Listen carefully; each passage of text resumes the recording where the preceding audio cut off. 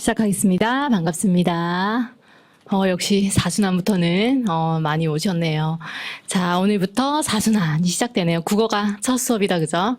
자, 다들 시험 본다고 고생 많이 하셨고, 잠깐 짧게 한 10분 정도 OT를 한 다음에 문제풀이 바로 들어가겠습니다.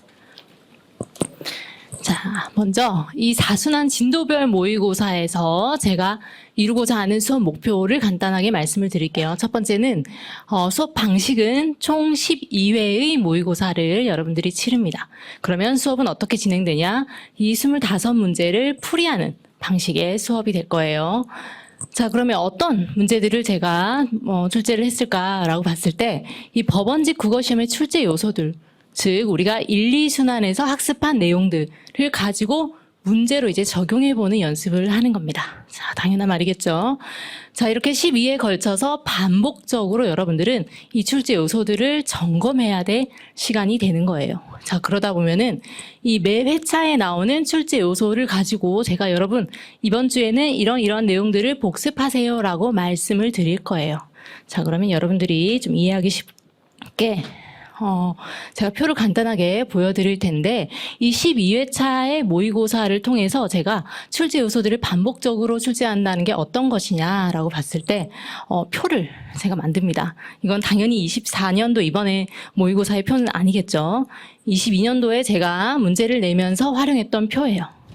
자, 표가 좀 잘렸는데 뒤에 같이 본다면 이 출제 영역, 현대시, 현대산문, 그리고 고전시가, 고전산문, 그리고 비문학 문법에서 많은 고민을 합니다. 그냥 문제를 작품을 가지고 오고 문법 문제를 내는 게 아니에요. 여러분들이 어찌됐든 출제가 될 만한 어떤 작품들 혹은 아직 출제되지 않은 작품들을 가지고 다양하게 여러분들이 적용할 수 있게끔 또 작품을 고른다는 거 한번 보시고 고전시가도 이 갈래별로 여러분들이 다양하게 반복적으로 이제 출제 요소들을 점검하실 수 있게 출제를 합니다. 자, 비문학도 마찬가지고 문법 같은 경우에는 특히나 출제 요소들이 정해져 있죠. 그래서 변동을 냈다면 그 다음에는 뭐 문장 파트에서 또 문제를 내본다던가, 그리고 문법은 여러분들이 반복적으로 이렇게 회차에 걸쳐서 또 개념을 누적적으로 점검하실 수 있는 그런 기회를 드립니다. 그래서 여러분들이 12회차의 모의고사를 치시면 나도 모르게 이렇게 누적이 되어 있을 거예요.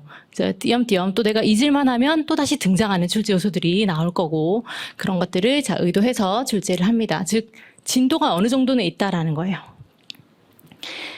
자, 이렇게 출제를 하고 이 사순환에서 여러분들이 가장 많이 하는 질문 한 3가지 정도만 제가 같이 여러분들이랑 묻고 답하는 시간을 가져볼 겁니다.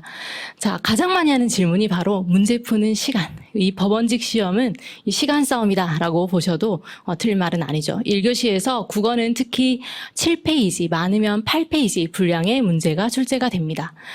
그래서 제가 이제 모의고사를 출제를 할 때도 7페이지 혹은 8페이지 정도의 분량을 늘 맞추려고 문제를 출제를 해요. 오늘 같은 문제는 7페이지였죠. 그런데 대부분 8페이지 분량의 문제가 여러분들한테 제공이 될 겁니다. 자, 그러면 문제를 푸는데 걸리는 시간은 어때야 될까요? 자, 대답을 먼저 말씀드리자면 이 출제 유형에 따라 조금씩 줄어들거나 늘어날 수도 있으나 목표는 30분을 넘지 않도록 연습을 하시는 게 목표입니다. 자, 지금 현장에서는 우리가 사순환 모의고사에서는 35분을 드리죠. 그렇지만 30분 정도를 목표로 잡고 문제를 푸셨으면 좋겠습니다. 자, 그러면 출제 유형에 따라 시간이 조금 달라진다는 건 어떤 말씀이냐면 예시를 들어볼게요. 2021년도 법원직 국어시험은 비문학이 3지문이나 나왔어요. 그러다 보니까 비문학 문제가 총 10문제였습니다. 그리고 문학이 10문제. 자, 어때요? 독해를 할 양이 많았던 시험 유형이었죠. 그리고 문법 문제는 5문제였어요. 자, 이런 해 같은 경우에는 실제 시험에 합격하신 분들이 선생님 30분이 훌쩍 넘은 시간이 걸렸어요 라고 말씀하시는 분들도 꽤나 많으셨습니다. 자, 그래도 합격하는 데는 문제가 없었다라는 거죠. 누구나 그 정도의 시간은 걸렸다라는 거예요. 자, 그런데 반대로 그 다음 해 시험에서는 비문학이 2지문이 나오고 비문학 길이도 그 전에보다 좀 짧아졌어요. 즉 정보량이 적은 비문학이 나왔습니다. 그러면서 7문제가 나오고 문학은 8문제. 자, 어때요? 독해 문제들이 20문제에서 15문제로 줄어들었죠. 그리고 문법 문제가, 자, 문법, 법원직 국어 문법 시험이었던, 해였죠. 문법 문제가 10문제가 나왔습니다. 문법은 어때요? 본문 읽을 필요 없이 바로 예시를 적용해서 선지랑 여러분들이 골라내는 그런 문제죠. 그러다 보니까 이 해에는 20분 조금 더 걸렸어요. 이런 합격생 분들도 많이 계셨어요. 즉, 문제 유형에 따라 걸리는 시간이 조금씩 달라지는 게 국어시험입니다. 그런데 이제 평균적으로 봤을 때 30분이 넘으면은 시간이 좀 많이 걸렸다라고 보시면 된다라는 거죠. 아시겠죠? 자, 그래서 이 비문학을 풀 때도 마찬가지예요. 비문학이 아니라 이 사수나 모의고사를 풀 때도 여러분들이 문제 유형에 따라 걸리는 시간이 조금씩 달라질 수도 있구나라는 거 기억을 해 두시고, 자, 대답이 됐죠? 두 번째 문제, 두 번째 질문은 선생님, 복습은 어떻게 해야 될까요? 라고 질문을 또 많이 하십니다. 자, 말씀을 드리자면 일단 여러분들이 문제를 풀 거 아니에요. 25문제를 풀 겁니다. 제가 문제풀이 과정에서 여러분, 이거는 어떤 문제 유형이죠? 문제 유형을 늘 말씀을 드려요. 자, 그러면 여러분들이 내가 틀린 문제 유형이 이런 문제 유형이구나 라는 걸 아시게 될 겁니다. 자, 이렇게 회차를 반복하다 보면은 내가 자주 틀리는 문제 유형이 뭔지를 아시게 될 거예요. 그걸 연습하는 게 이 진도별 모의고사의 목표라고 보셔도 됩니다. 자, 나는 이런 문제에서 개념이 아직 안 잡혀 있구나. 이런 문제를 풀 때 문제 푸는 어떤 방식에 대한 고민을 아직도 하는구나. 그것을 같이 고민하는 게 사순환 수업의 과정입니다. 그래서 예시를 들어본다면 문학에서 첫 번째 나오는, 우리 문학에서 뭐 소설이든 현대시든 첫 번째 나오는 문제는 표현 방식에 관한 문제죠. 현대시 같은 경우에는 어떤 비유된 대상들을 표현하는 방식들, 소설 같은 경우에는 서술상 특징 같은 것들을 묻는 문제죠. 이런 문제를 위주로 틀려요 라고 문제 유형을 발견을 하시는 거죠. 자, 예를 들면 또 소설 같은 경우에는 선생님, 저는 오히려 표현상 특징 묻는 문제들은 자꾸 반복을 하다 보니까 이제 금방금방 골라낼 수 있는데 장면 파악 문제가 아직도 오답이 나와요. 너무 소설을 후루룩 대충 이렇게 띄엄띄엄 빠르게 읽다 보니까 이런 장면들을 놓쳐서 함정에 빠져요. 이런 것들도 문제 유형을 이제 파악을 한 거죠. 자, 그다음에 세 번째는 문제 유형이 아니라 이제는 문법 같은 경우에는 문제 유형이 아니라 개념. 내가 이 개념을 아직도 헷갈려 해요. 라는 그런 것들을 이제 발견하는 겁니다. 그게 바로 사순환 과정에서 여러분들이 해야 될 일이에요. 자, 그러면 이런 것들을 가지고 이제 복습을 하는 거죠.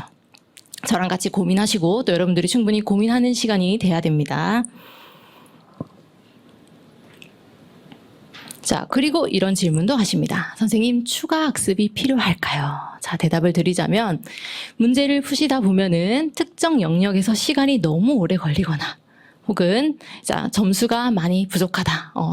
똑같은 시간이 걸리지만 나는 특정 영역에서 점수가 많이 나간다라고 하시는 분들에 한해서 어떤 좀 더 추가 학습이 필요하다라고 과감하게 말씀드릴 겁니다. 왜냐하면은 우리가 12회 모의고사도 치르고 중간중간 동행 모의고사도 치르고 또 실전 모의고사라고 오순환의 또 모의고사를 경험하실 수가 있습니다. 그래서 여러분들이 추가적으로 지금 문제를 너무 많이 국어에 투자하시기에는 좀 시간이 아깝죠, 그죠? 자, 그래서 이런 특정 어떤 상황에 있으신 분들에 한해서 문학과 비문학 같은 경우에는 제가 일순환에서 말씀드렸던 뭐 고2 모의고사 혹은 올림포스 문학 같은 경우에 이제 부교재를 활용하시거나 아니면은 1, 2순환 복습 자료 한 번 더 출력해서 보시는 것을 추천드립니다.